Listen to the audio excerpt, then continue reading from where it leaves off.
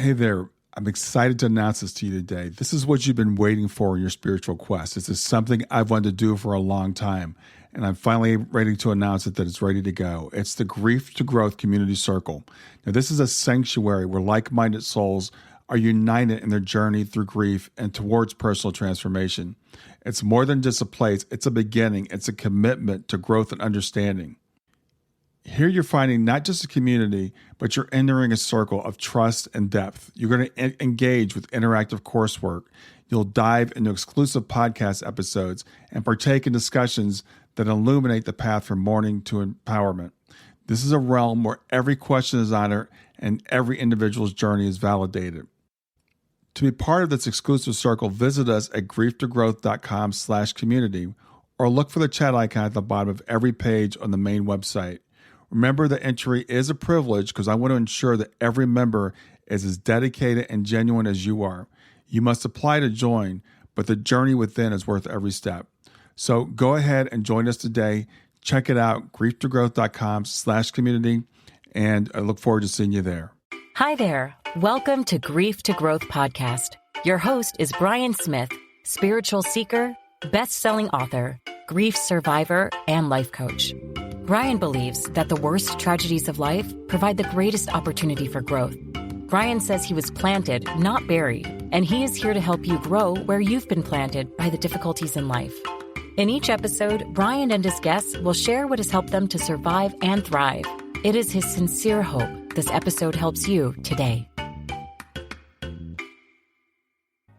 Hey, everybody. This is Brian back with another episode of Grief to Growth. And today I've got with me Lindsey Davis. And Leslie is the author of the book, You Can't Eat Love, where she shares the lessons she learned on her journey to learn to love herself. Part of the work was finally dealing with the ungrieved loss of her mother decades before. Leslie learned how to name and honor the emotions that she had kept shoving down. It wasn't until she began to confront the emotions, especially the grief, that she was able to set aside her drug of choice, which was food. Her least favorite phase as it relates to grief is "you'll get over it," followed quickly by "aren't you over that yet?" which is, we've all heard, those of us who have been in grief. So with that, I want to welcome to Grief to Growth, Lindsey Davis. Well, thank you so much, Brian. I'm really excited to be able to talk to you today. Yeah, I'm looking forward to having this conversation. I know your book is called You Can't Eat Love. And you started on this journey of self-discovery. So tell me what started the journey of self-discovery that you're going through. Well, actually, it started with a moment of grief, if you want to know the absolute truth. About 6 years ago, my oldest son decided he didn't want to have a relationship with me anymore. And my father had died just a couple of months before that. And then my oldest son and his wife had their first baby, which ironically coincided with the same time that I lost my mother. The birth of him was 2 weeks after the loss of my mother. So I went, down into this deep spiral. And because I really had not learned how to grieve, I didn't know what to do. And so it was like, falling off of an edge of a cliff and you're free falling without a parachute or a trampoline or anything else. Mm-hmm. And that was when I realized I could go one of two directions. And I decided, because I didn't want my children to be in the same situation I had been, I decided I was going to have to learn how to grieve, but not only how to grieve, how to deal with all the other emotions that I did not know how to deal with. Yeah, that sounds like a lot happening at one time with your son and the birth of your grandchild and your mother, passing away. So do you feel like you mentioned in your bio that you had the ungrieved loss of your mother? Why do you feel like you weren't able to do that grief work at the time? Well, she died. And then 2 weeks later, my oldest child was born. And my entire family, I was 26, my youngest sibling was 18. Oh. So you don't have a lot of life experience at that point in time. Right. But at the same time, everyone that was around me was either struggling with their own grief, or my husband's side of the family, they were ecstatic that they had a new grandchild, nephew, whatever. My husband had a new son, all of these things. So everybody forgot about me. And when you're forgotten about, you think, well, you just have to soldier on. Right. And so I did, the best that I could, which, reflecting back, I was not taking care of myself. I didn't know how to do that. But I don't know about you, but I realized as time went forward, anytime an important person in my life would pass away, would die, that grief would come back. Mm-hmm. It's kind of like if you vacuum your house, but you don't move all the furniture, and you vacuum it, well, the stuff comes out from under the furniture, but you still don't get it all out from under the furniture until you actually move the furniture and, clean out from underneath it.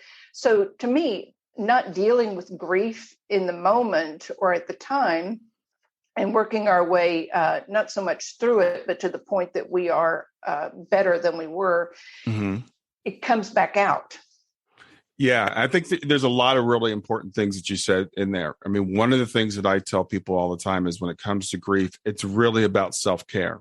And a lot of times we're not taught how to take care of ourselves, and we don't understand that we need to do that. And the other thing that you touched on there is grief. I like your analogy. It's kind of like the dust under the furniture, because it'll just hide out there. And it'll hide out there until something else triggers it. And then we realize we never actually dealt with it. So how long was it between the time that your mother passed and you felt like you were able to start dealing with your grief? 31 years. Yeah. Well, it wasn't that I felt that I could start dealing with it. It was that I started dealing with it. Right. I didn't have an option. I realized if I was going to survive, I was going to have to confront it. Yeah. And that was difficult. But what I realized also is I didn't have to do the work by myself. And I'm grateful for podcasts like yours, because you are so authentic and honest. And you don't try and sugarcoat it. You don't try and say, we have to get over this. The cliche comments that people make about loss are so unhelpful. Mm-hmm. So and what you said, people might say, wow, 31 years. And I've heard of this. I've heard of people, it'll be decades sometimes before people can deal with the grief. And we don't even know that we need to, because no one's taught us that we have to go through this process and do this work. And we don't realize that grief is manifesting in different ways. And I know you mentioned that food was your drug of choice. Do you think that the grief is what led to that eating issue that you had? Well, grief was just a part of it, because I didn't know how to deal with any other emotions. Grief is just one of those major emotions. And as I was preparing to talk to you today, one of the thoughts that came to my mind is, even as young children, we're not taught how to grieve the small losses. And we experience loss in small ways from the time that we're young. It can be that we either lost a toy, or a toy broke and it was a toy that we enjoyed playing with, or we moved, or a friend moved. It can be that, we're changing schools. There are all these little teeny tiny losses that happen in our life that we're not taught how to acknowledge, how to address, and how to mourn those tiny losses. And so we really never had the opportunity to learn how to experience, how to enjoy joy, for example. We don't really know how to experience happiness. There's this wide range of emotions that we really are not taught how to experience. Grief just happens to be, to me, like the giant elephant in the room. Right. Because it's the one that nobody wants to touch. But I was thinking, part of what you're doing, I believe, is so beneficial to people. And I don't want to put words in your mouth, but this is just, the thoughts that I've had as I've listened to you. What you were doing is you're taking this elephant and you're putting it in the middle of the room, and you're saying, everybody, let's look at this thing. Mm-hmm. And we can circle back around. And if we can get to small children, or even children before they hit the teenage years, and start teaching them how to mourn things and acknowledge that they are mourning them. Well, then when something of great magnitude, such as the loss of your daughter, the loss of my mother, the loss of a very close loved one, one of those huge losses happens, we are not hamstrung. Yeah. We already have some of the tools. We already have some of the ability to be able to do what we need to do in order to cope with that. Yeah. Yeah.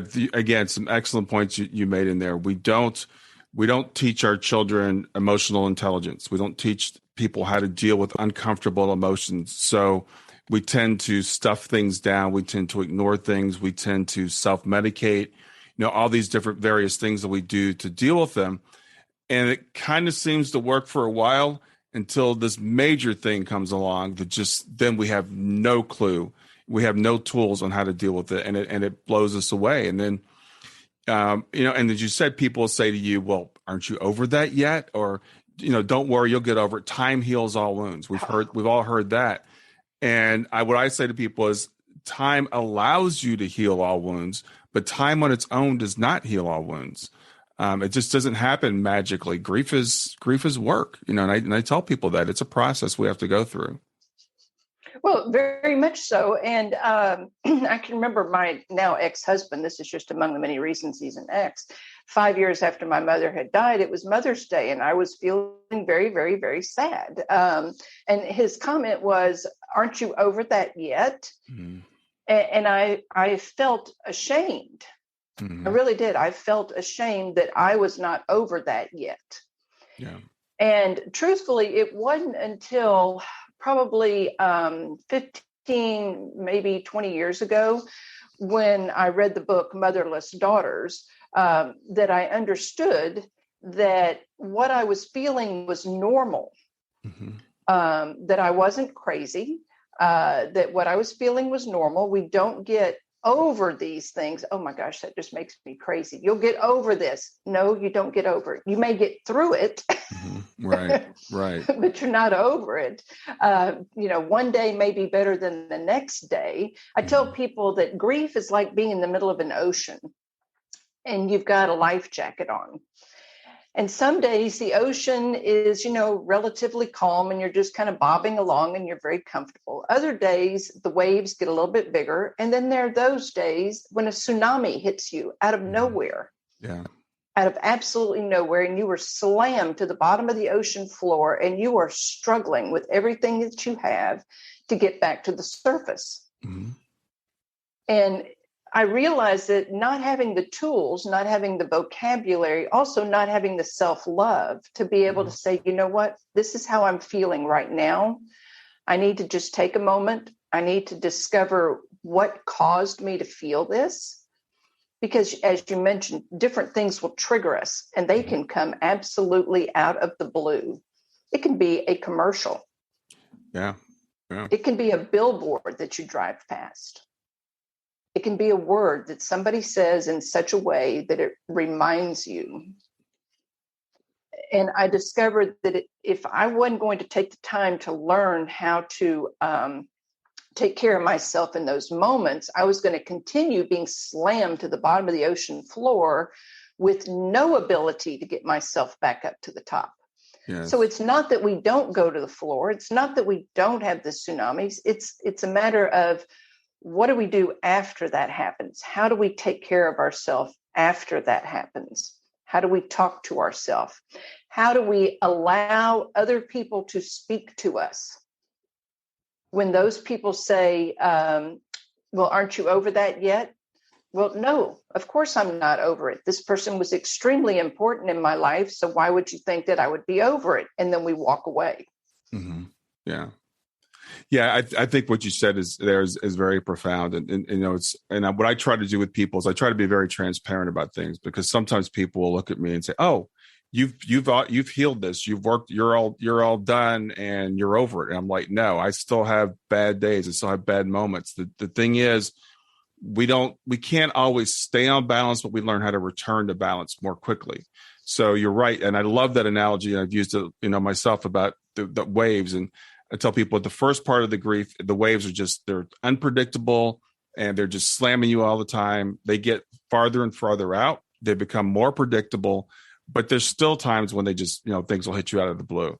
There's still times when, like you said, a word or a phrase or a commercial or whatever it is that can trigger a memory that can take us right back to that moment. And it's important that people understand that doesn't mean you're going crazy. It doesn't mean you haven't done the work properly, because these people are important to us. So I'm going to miss my daughter for the rest of my life, as I'm sure you'll miss your mother. And that's okay. Stay with us. We'll be right back. Hey there, something I want to tell you about today. My podcast platform, Buzzsprout, has recently made it easier for me to allow you to support me financially. Go to www.grievedtogrowth.com/subscribe. That's grief2growth.com/subscribe.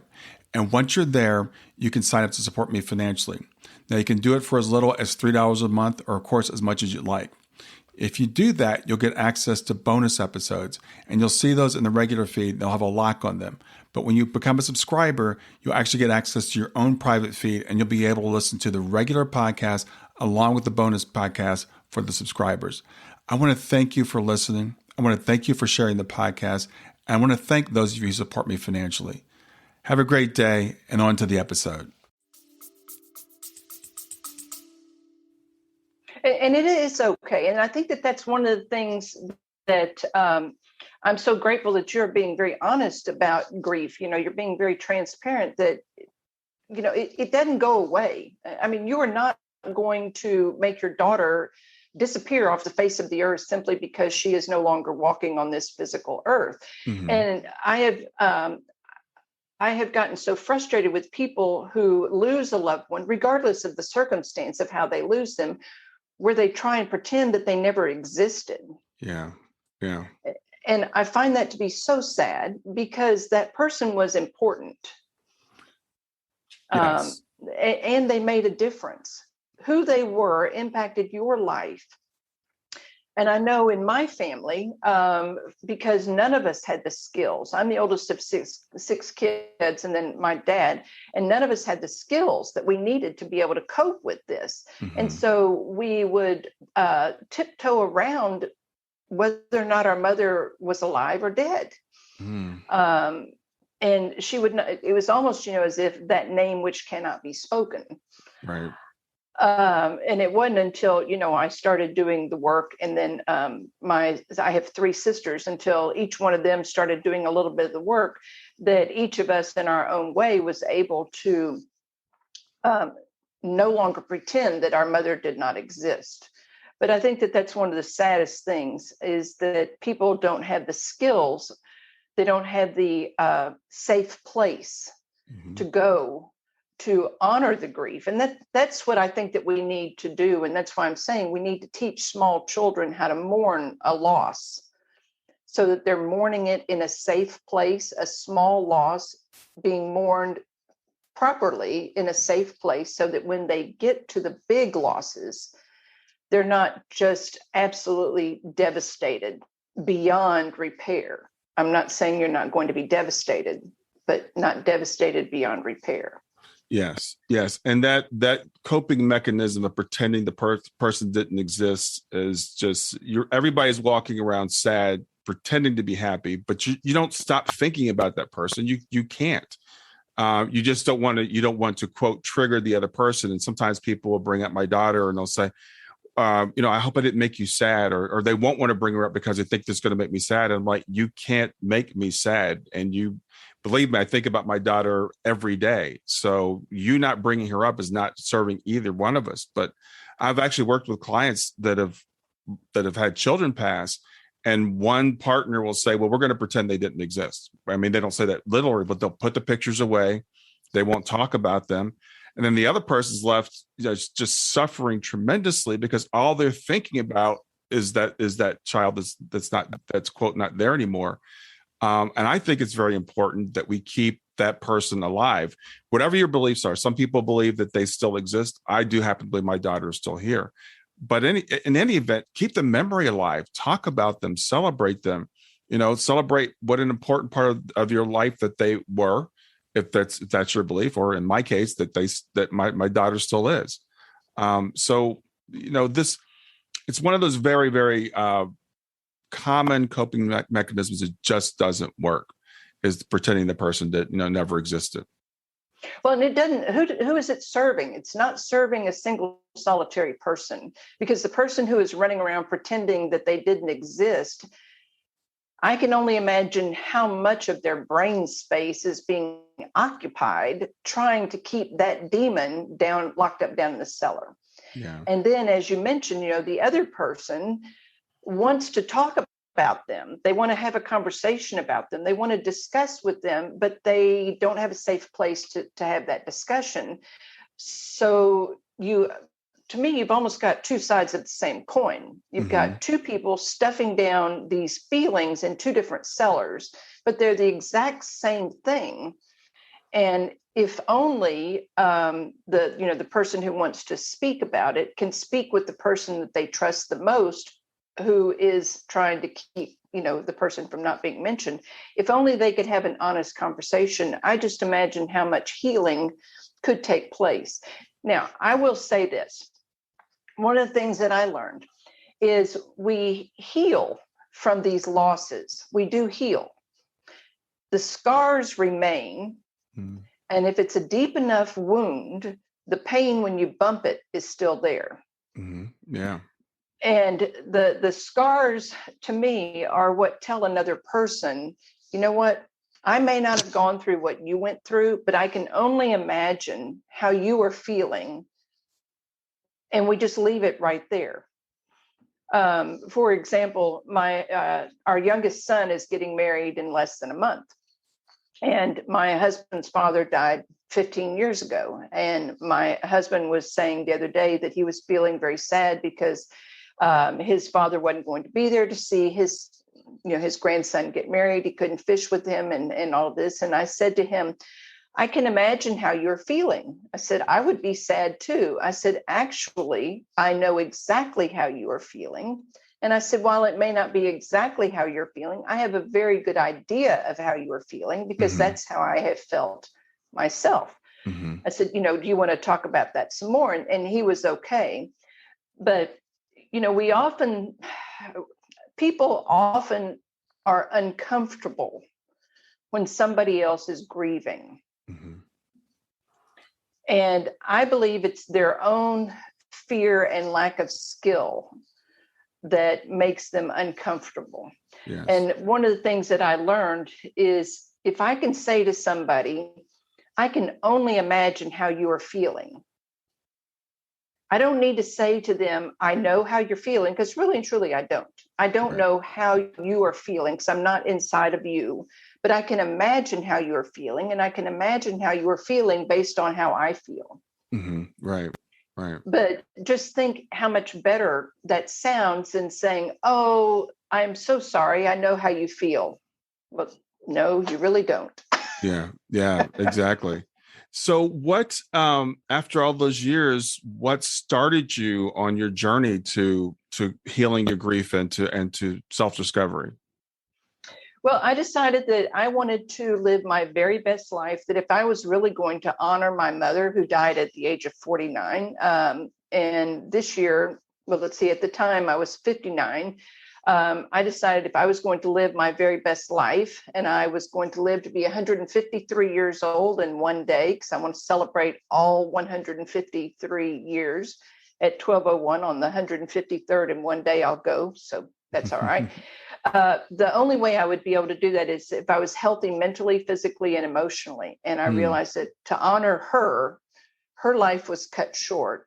She died of cancer. Her life was cut short. So to honor her, I needed to live my very best life. But at the same time, I wanted to live my very best life. And so I decided I need to get healthy mentally, physically, and emotionally. And I realized the biggest piece of that was to get healthy emotionally, because I had spent so many years stuffing down emotions, everything from sadness to anger. And a lot of times anger was a consequence of sadness. And it was when I started doing that journey of self-discovery and honoring what I felt and being able to verbalize to somebody else, right now, this is how I'm feeling. I'm not asking you to do anything about it. I'm simply informing you that right now, this is how I'm feeling. And then you were talking about nobody can make you sad. That was like a ginormous aha moment for me when I realized no one can make me anything except Right. reservations for dinner. Yes, absolutely. I wanted to keep my power. I could make a choice to be sad. I can make a choice to be happy. I can make a choice to be angry, but no one is going to make me anything anymore. And if I was going to honor myself and live my best life, I needed to, hold on to my power. So really being able to acknowledge that, yes, I'm very sad because, my mother's not here to celebrate these moments. She's missed every single event in all of her grandchildren's lives. She's missed major events in all of her children's lives. And I didn't want to continue living a life in my rearview mirror. Right. I wanted to live, the best life that I could. And to do that, I needed to, honor that. So where do you think that wisdom came from, that to learn how to do that, to understand that you were in control of your emotions and to start speaking again about your mother? Did that come from inside, or did you read some books, or where did that come from? Well, it actually came from a verse in the Bible. I stumbled upon, I want to say it's Psalms 149, 147. God heals, let's see, what is it? God heals all wounds and God heals all something and Jesus binds all wounds, something to that effect. And that was like, okay, I don't have to deny that I have these wounds. I don't have to deny that I have these scars anymore. So let's start from there. Okay.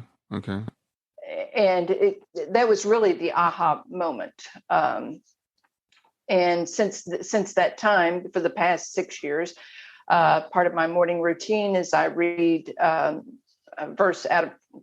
chapter out of Psalms every morning. I read a chapter out of Proverbs every day, and then I read another chapter in the Bible. But I also read some other inspirational readings.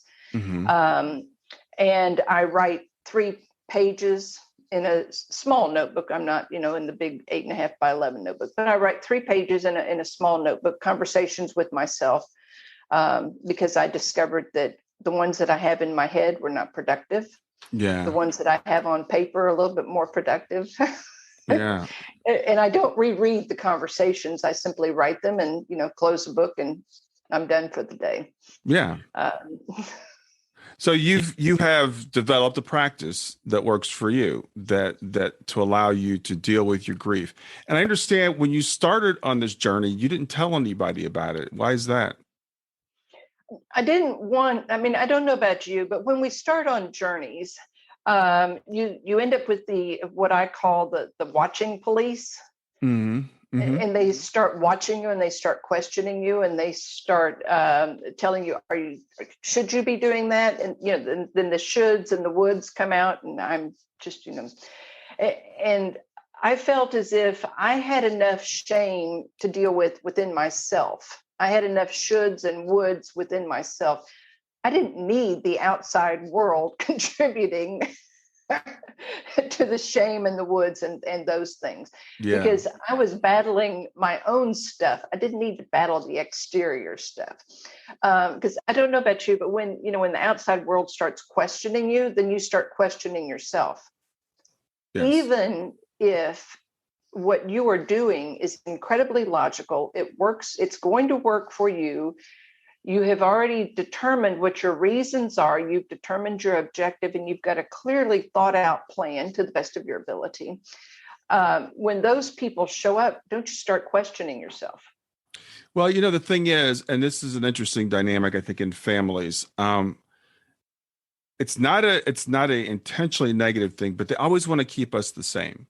They don't really want to see us transform. It's like whether it's losing weight or quitting drinking or quitting smoking. I'm not saying they wish negative things on us, but they tend to always put us back to where we were. They're like, this is the person that I know, for good or for bad.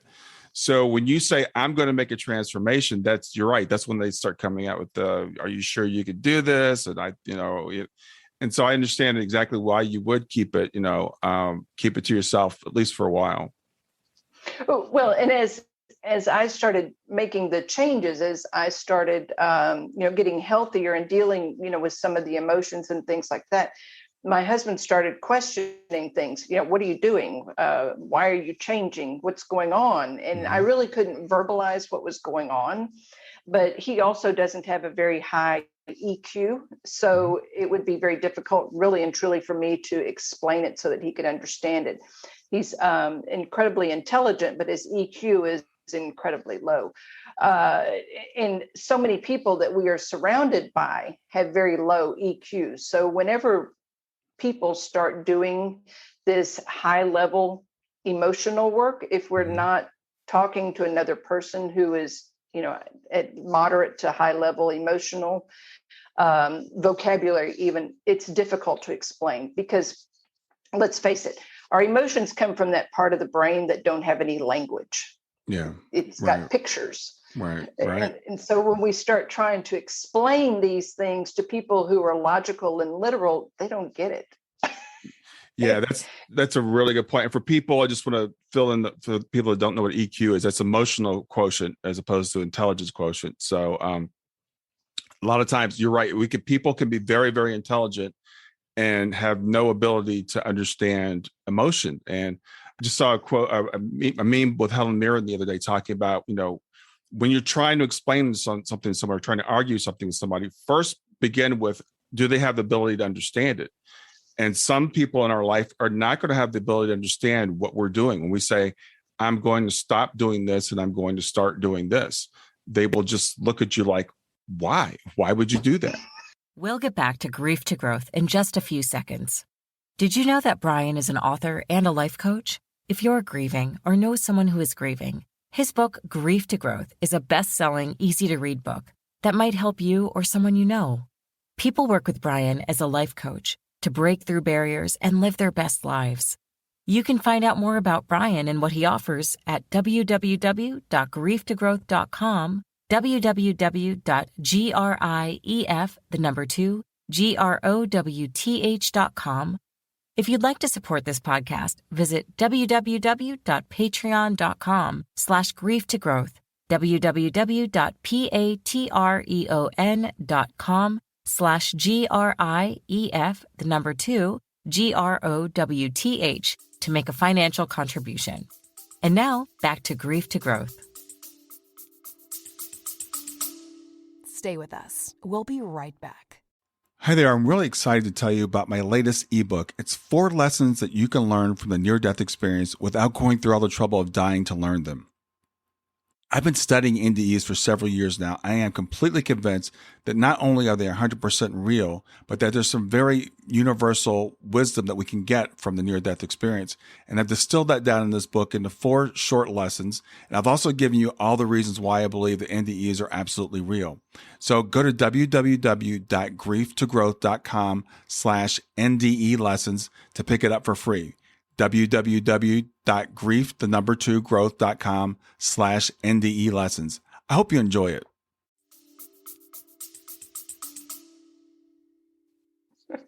Exactly, because they don't understand it. It's out of their realm of logic.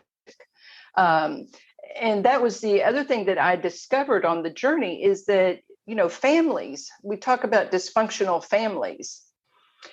And families who were loaded with dysfunction, generational dysfunction, because I started looking back at my own family. We did not have the coping mechanisms for grief.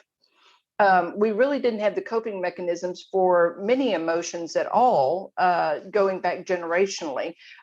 For example, my grandfather's father died when he was pretty young, and he was, in an environment where you have to be a man. You got to man up, and men are not allowed or expected or even encouraged to feel emotions. In my grandmother's family, on my mother's side, her father ran away with his secretary when she was young. And, you just have to get through these things. So she didn't have the coping mechanisms to deal with that kind of grief. And then on my father's side of the family, his mother was supposedly orphaned. And I later discovered she was not orphaned. She was sent off with her older sister, and the father lived not all that far away, but never saw her again. Oh. And so what do you do with that? So generationally, we've been taught to not deal with emotions. Mm-hmm. So when we're hit with something big, we don't know how to handle it. And so the work that you were doing is so very, very important, because the less connected we become, which is what I believe is happening, even though we've got the, Zoom and telephones and all that, we actually are becoming less connected.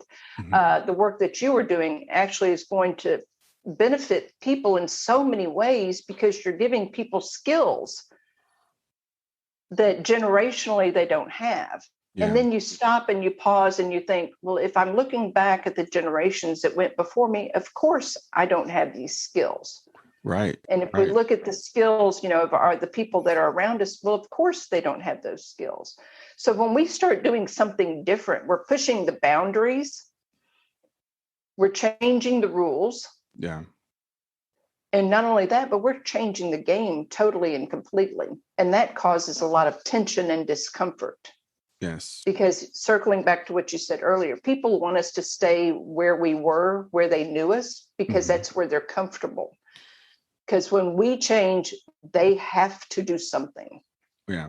Yeah. People, human beings do not like change. And, I really appreciate what you said about the generational things. My grandmother lived with us when I was growing up. And she used to say, because my grandmother was a very stoic person, didn't really express much emotion, but she had enough emotional intelligence to understand that she didn't know how to express emotion. I remember her saying to my mother, I had a mean stepmother, but you have books, you have TV, you have things that you can learn tools from, so you can do differently than I did. And I still remember my grandmother saying that, and I was probably 10 or 12 years old, and it's affected me even to this day, because I realized this is something that I'm going to have to learn.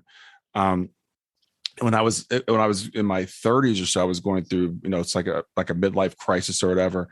And I found a book from a guy that I was so excited about. It was a guy named John Elridge. And the book was called Wild at Heart. And it was about how men bonding with their fathers and emotions and all that kind of stuff. So I remember giving the book to my father, and, he just could not understand it. Just didn't get it. No blame, no judgment, because that's where they're coming from. That's where that generation is coming from. So I realized in my generation, at least for me, I've got to do something different. It has to be intentional. So I had 2 girls, and I'm like, I'm going to be different with my girls. I'm going to make the decision to be different. So I'm saying this, and I know that you're saying kind of the same thing to people. You've got to make that decision. Right. You have to make that decision. You have to make that choice. And one of the things that I realized, even when my 3 boys were younger, I didn't want them to have the same outcome that I had. So like you, Mm-hmm. I made a decision early on that I wanted to raise boys who were kind, who were caring, and who were compassionate. Awesome. Yeah. Because what I was projecting for them was who they were going to end up marrying. And I wanted them to marry someone who was also kind, compassionate, and caring. Mm-hmm. Well, if they are not kind, compassionate, or caring, they're not going to be seeking out or attracted to, or the person that is attracted to them is not going to be kind, compassionate, and caring. But they also needed to have enough maturity and self-love to be able to weed their way through the narcissists and all those other kinds of people. Mm-hmm. And I have to say, despite the fact that I haven't spoken to my oldest child now in almost 7 years, he made a good choice in a wife, not so great in, the rest of the decisions, but, that's okay. That's his choice. It's not mine. Mm-hmm. But my other 2 boys are in very, very good relationships. I'm extremely proud of, the people that they've grown up to be, even though my youngest one will tell you that he was not raised by his parents. He was raised by wolves. But I feel like, it's up to us as we are raising children, and your children are still your daughter is still in her formative years. We've got to establish boundaries and also teach them to look for people who are going to support them emotionally. Because let's face it, we go through life. Life is not a flat line. Life has its mountains and it's got its valleys. Sometimes it's Mount Everest. Sometimes it's the bottom of the Marianas Trench. And if we don't have a life partner that can help us during those times, well, then we end up repeating that cycle. And, we need to have a life partner that can help us and support us in the joyous moments, in addition to the lowest moments. Yeah, absolutely. So I'm curious, when you began your journey, what did you expect the outcome to be? And did it turn out to be what you expected it to be? Well, what I expected was that I was just going to feel better. I didn't expect it to be hard. I will tell you that. I thought it was going to be, okay, I'm going to do these few things, and in a couple of months, it's all going to be over with, and it's going to be great. Well, I don't know about you, but when I started doing the hard work of the hard work, which is being honest with myself about my emotions, my feelings, learning how to take care of myself, learning how to verbalize those things. It's almost like you can use one of two analogies. Peeling an onion, you peel back one layer, you find another layer. Mm-hmm. Or you go into an old house that has never been really redone, and you start taking off one layer of wallpaper and you discover 50 more layers of wallpaper. So it became like that. Just as I thought, oh, okay, I got this. It was like something would happen, I'd get smacked, and I'm like, I thought you had it. No, you have to keep doing the work. Mm-hmm. But it's just like mowing your grass. You don't mow your grass one time and that's it. The grass grows and you have to keep mowing it. Well, the same thing that I discovered is this is not a one and done deal. Just mm-hmm. because today I'm okay doesn't mean that tomorrow something won't happen. And I don't have to figure out how to deal with that. And I'm not talking about just the grief. I'm talking about the joy as well. Right. So everything. So here we are 6 years later since I began the journey, and I'm still doing the work. Mm-hmm. And how do I do that? I read books, I listen to podcasts, I read magazines, I write. I do, things to help me become a better version of myself, so that each day I'm working to become a better version of myself with the understanding this is not a one and done. Right. Yeah. Yeah, that's a really good answer. And I think that's really, that's what being human's about. It's about always improving and always being better. And, I think, when people say I'm the same as I was 20 years ago, I'm like, well, that's a real shame, because I hope I'm not the same in 20 years. Hopefully I'll look back, in 20 years and say, I didn't know there's so much more I've learned, and I learn new things every day. And I like, and it's work, but it's not a grind. I mean, it can become, a pleasurable thing. And the things that you're doing sound like all similar to the things that I do, and I do them on a daily basis, but I do them because I'm starting to see the benefits from it. And you might not see them at the very beginning, but after a while, you kind of look back at yourself of 5 or 6 years ago and say, oh, okay, I can see that I've grown some since then. Well, and also just like, riding a bike or doing anything else, the more we practice, because truthfully, this is a lot of practice. We've got to practice the things that we're doing. Mm-hmm. It's not a one and done, but the more we practice, the easier it becomes for us. And then we can move to that next level. So, for example, I was at a party the other Saturday, and two of the people there had just lost a loved one. One, it was her husband, the other, it was the father. And so I greeted them and said, I'm so sorry about your husband. I can just imagine how you're feeling. She said, oh, it's okay. And I said, I paused and I looked her in the eye and I put my hand on her elbow and I said, no, it's not okay. I said, I can just imagine, how you're feeling. And she said, oh, you're right. No, it's not okay. But right now, today, I'm doing okay. I said, that I'm glad to hear that. Yeah. But she was really startled that I didn't accept her canned answer, which is what we do so many times. And yes. That for me has come through practicing, not just with other people, but one of the things that I talk about is finding those situations, finding those people that you know are going to do or say certain things. So, for example, Thanksgiving is coming up. It's in a few months, right? You know that Aunt Sally is going to be there, and Aunt Sally is going to say whatever Aunt Sally is going to say. Mm-hmm. And you know how it makes you feel, or you know how you feel when Aunt Sally does whatever. We need to start practicing for those events so that we're prepared for a response or a reaction. Mm. We can make choices ahead of time. So, in the with regard to your daughter, with regard to my mother, with regard to somebody else who has recently lost a loved one, a holiday comes up. It's not that they have never existed on the face of the earth. That holiday is there. We miss them. We wish that they were enjoying that holiday with us. Mm-hmm. And if someone says something, if you've practiced saying, you know what, my mother would have really enjoyed this moment, and I feel very sad that right now she's not here. Mm-hmm.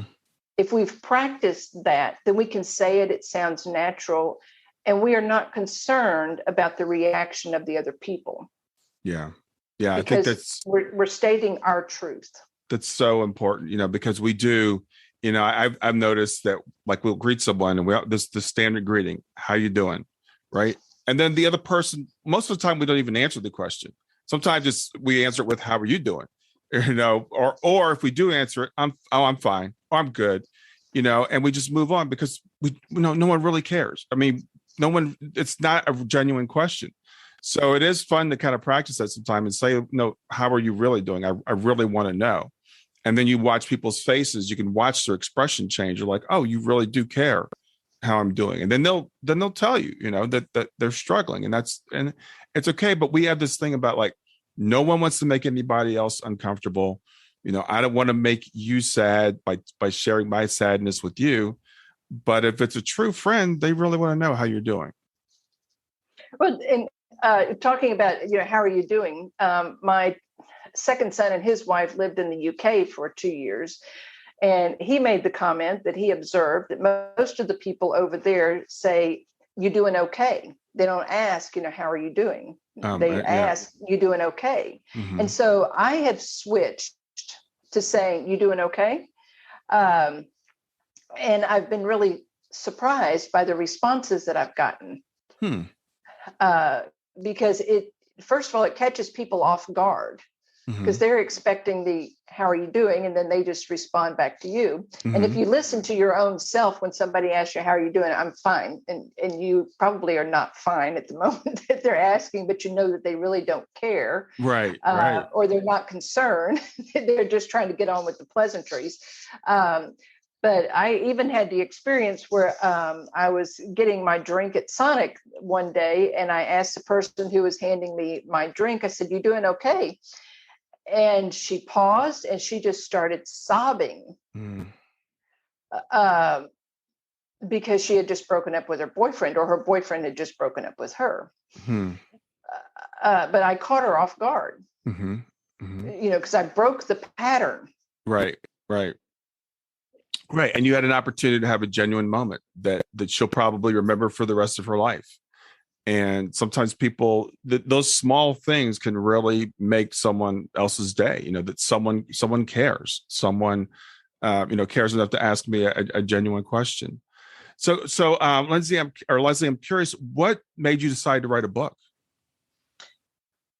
I got tired of, first of all, Mother's Day 2 years ago, I sat down. My youngest sister always made pies to honor our mother for Mother's Day, and I never did because I hated Mother's Day. My first Mother's Day as a mother was my first Mother's Day without my mother, so it's one of those.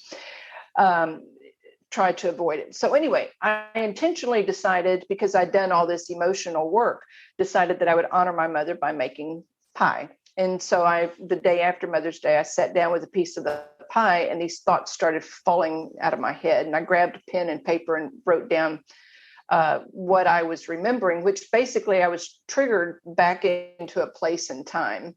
And it occurred to me that what I had been trying to do with food, I mean, I'd already lost about 100 pounds at this point in time, but it occurred to me what I had been trying to do with food was to eat love. And I realized, I mean, that is the moment when I said, you can't eat love. Love is in the memories, love is in the doing, love is in everything, but not in food. So I wrote this little bit down, and then the words kept haunting me. And also people kept asking me, well, what did you do to lose the weight? And so I sat down and just started writing, and the book fell out. And it's not so much a book about, losing weight or anything like that. It's really more about learning to love yourself so that you can change your relationship with your drug of choice. Because I sent the book, my youngest sister ended up getting a degree in counseling, and she works in the area of grief specifically, and addiction also.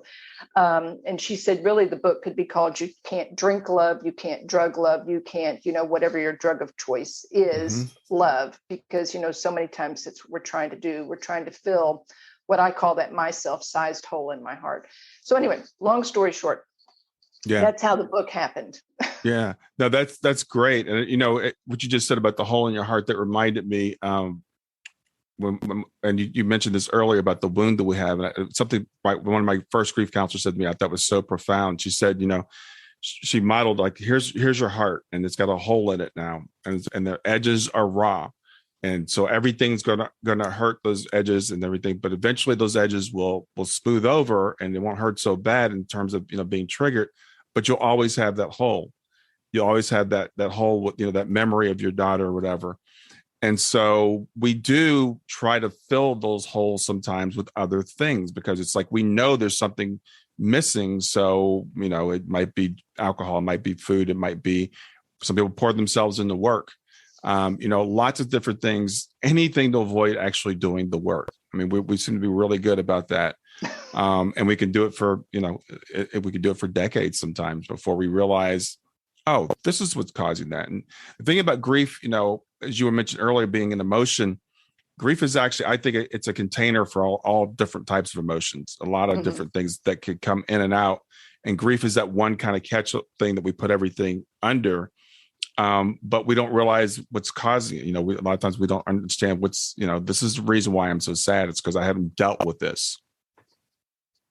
Well, and you mentioned, that grief is, it's like, I even say in my book, if you didn't think you needed algebra, remember all those times you said, when am I ever going to need algebra? Right. But you need algebra to understand not only grief, but also anger, because usually those two emotions are summations of things. Mm-hmm. And, the A plus B and sometimes plus D, E, F, G, whatever equals, grief or anger. And that was part of the work that I had to do, teasing it apart. And I'm grateful that you mentioned that, because yes, it is a summation. And it's really not until we sit down and start teasing it apart that we are able to look at the different elements to understand, okay, so this is why I'm feeling like this. Right. And I think that one of the hardest things to do is to pause long enough to do that work of teasing it apart and looking at each piece of it. It's almost like a Lego thing. You pick up this completed Lego object, and it looks like there's not a lot to it, but you start taking it apart and you realize, okay, well, so they used a 2 cube to make this look like this. They used a 4 cube. They used a 6 cube. So we need to be able to pause long enough to take those things apart and then honor each one of those pieces and say, oh, now I understand. Okay, well, what can I do right now to take care of that? Mm-hmm. Yeah. Yeah. I completely agree with you. The thing is, again, it's that learning that emotional intelligence, learning that emotional language, going within, examining your own emotions, teasing them apart. And unfortunately, a lot of us were never taught that. And, it's really interesting in the work that I do. I interviewed a guy a couple of weeks ago. He's into grief stuff. And he goes, it's really great to talk to another guy because we never see men in this field. I go to conferences, I go to things, and it's 80-90% women. And the guys that are there a lot of times are brought along by their wives. So we don't teach, and I love what you said about your boys, because we don't teach that to our boys. And it's not a biological thing. It's not like this is how men are biologically. It's the way that we've been programmed, and we're all programmed. And so we all have to understand our programming and decide, I'm going to make a conscious decision to do something different if we're going to do something different. Well, and we become good at what we practice. Mm-hmm. And so if we are not allowed to practice grieving, being male or female, doesn't make any difference. If we're not allowed to practice grieving, we don't know what to do. Right. But now, the female of the species is usually encouraged to be a little bit more compassionate. Mm-hmm. Guys, especially of my generation, possibly your generation, it was frowned upon. What are you doing, crying, things like that. Mm-hmm. So an emotional male is viewed as being very weak. And I always was uncomfortable with that definition. Just as I was uncomfortable with, a weepy female being, a very kind and caring person. But, either extreme is not good. Yeah. But I like that, you are going to conferences and you are an example to people to say, look at me. I am a healthy male, healthy mentally, emotionally, and physically. And I am not afraid to do this work. And I think that is so important, because you're modeling for generations that it is okay to express your feelings. Yeah. It is okay to, to be sad. It's okay to be kind. It's okay to be loving. Because I feel like the media especially does a great disservice to the world, that, it's not encouraged. It's just not encouraged. So I'm grateful to hear that you do attend conferences, and I do wish that more people were there. But I can just imagine the guys that are being dragged along by their wives. Do you ever get an opportunity to have an actual private conversation with them? Because I'd be very, very curious to hear what it is they have to say that they are getting out of the conference. Yeah, and there are obviously exceptions to all the things we're talking about. There are men that are very in touch with their feelings, yes, but it's interesting to have this observation. And while we're talking about that, on the flip side, while women tend to be more emotionally intelligent, women are not taught self-care.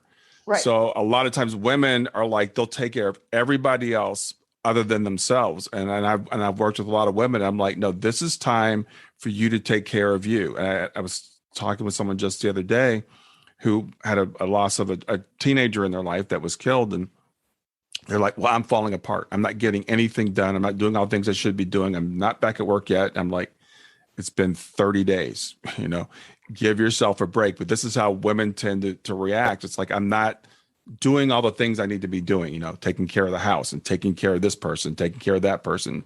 And people were encouraging this person to go out and get involved in like causes and stuff. And I said, no, do not let someone put that on you 30 days out. Don't let someone do that to you. Well, and the reason that I'm laughing is when my mother died, 2 weeks later, my oldest child was born, right? Okay. My mother-in-law happened to be there because she was supposed to be there for a baby shower, and she ended up staying for a week. And they left on my birthday. My birthday is a week after my child was born. I was feeling guilty because I didn't want to clean the house. I felt guilty because I would end up sitting, for 6 hours, not moving, literally not moving. Mm-hmm. I felt guilty because I didn't want to fix dinner. I felt guilty because I didn't want to do the laundry. I didn't want to go to the list of things I didn't want to do was incredibly long. Sure. And I felt guilty because I didn't want to do those things. And, knowing what I know now, of course, I didn't feel like doing any of those things. But I didn't have anybody saying to me, of course, you don't feel like doing any of those things. You're sad. What can I do? Can I listen? Just tell me something. Just sit here and you can cry all you want and I'll listen to you. Mm-hmm. I didn't have the ability to do anything with that. So, that's one of the reasons why my grief went so far underground. Right. Right. I couldn't. I wasn't around people who had that coping mechanism. But you talk about the women and the lack of self-care. Something that I talk about is put your own oxygen mask on first. Mm-hmm. Mm-hmm. When we fly, they tell you put your own oxygen mask on first and help somebody else. And I always went, yeah, right. Anyway, you have about 30 seconds. When that plane loses oxygen or pressure and those masks drop down, you've got about 30 seconds to get that mask on. And if you're busy helping everybody else, and I tell people this, if you're busy helping everybody else, you're going to be laid out in the aisle. The plane's going to land. They're going to step over you and say, there's that nice person who helped me. They're going to go on their way. And where are you going to be? Right. Right. The other thing is if you don't take care of yourself, then you're not going to be there to help anyone else. So that's what I'll tell the people, sometimes it's like, you've got to take care of yourself first, and it's okay. Self-love is not selfish. It's actually a part of something that you have to do to be healthy. So, so tell people, where can we get your book, and tell us a little bit more about what we can expect if we get your book. Well, you can get my book at Amazon, Barnes & Noble. It's also available on Nook and some of the other e-readers. Mm-hmm. And what you can expect when you get the book is me having a conversation with you, pretty much like we're having a conversation right now, because I wrote the book the way that I talk. And the lessons that you learn in there are, how to put your own oxygen mask on first, but also finding your why. Why are you doing something major in your life? Why are you deciding to make a huge change? But I talk about, learning to love yourself is the main theme. Mm-hmm. And the skills and the habits and things that you want to have, so that when you're driving your car down the road of life and you hit a traffic jam, you don't park your car, get out and walk home. We keep moving forward. And I talk about celebrating the little things, because even if we are, especially when we are having, one of these days where we don't know if we can get out of bed, celebrate the fact that you did get out of bed. Look at you got out of bed. This is how you felt. I am so proud of you. You got out of bed. That is amazing. Yes. And you just stop right there. You don't shouldas, you don't wouldas, you don't couldas. You stop right there. Celebrate the little things. And if they want to reach out to me, you can find me at youcan'teatlove.com, or reach out to me by email, Leslie@youcan'teatlove.com. And I would really love to hear from you. I am available, anytime. So just reach out. All right. Well, Leslie, it's been really great getting to know you and to learn more about your story. And I appreciate you sharing it with people, because I think it's really, really important that we model this for people, and we give people permission to talk about their grief and explore their grief. And so thank you so much for being here today. Well, thank you so much. And if I could just leave your listeners with just one parting statement. Sure. And that is, no matter what is going on, no matter what anybody is saying to you, just know this: you are enough just as you are. Awesome. And thank you, Brian. I really appreciate it. All right. Have a great rest of your day. You too. Thanks. Thanks for listening to Grief to Growth. Brian hopes that you find this episode helpful and will come back for future episodes. Brian's best-selling book, Grief to Growth, Planted Not Buried, is a great resource for anyone who is coping with grief or knows someone who is.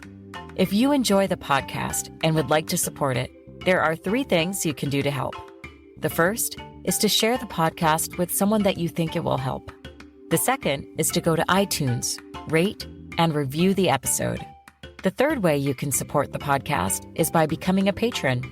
Head over to www.patreon.com/grief2growth. That's patreon.com/grief, the number 2, growth, and sign up to make a small monthly donation. Patrons get access to exclusive bonus content and knowledge that you are helping to spread the message of grief to growth. For more about Brian and Grief to Growth, visit www.grief2growth.com. Hi there. I hope you enjoyed this latest episode of the podcast, and I'd love to hear your thoughts. What questions came up for you? What did you like about it? What didn't you like about it? I invite you to visit us at grieftogrowth.circle.so. That's grief2growth.circle.so to continue the conversation with me and with other listeners. It's a space to sound off, to share reactions, and to go deeper into the topics from the show. I look forward to chatting more, and I hope to see you there.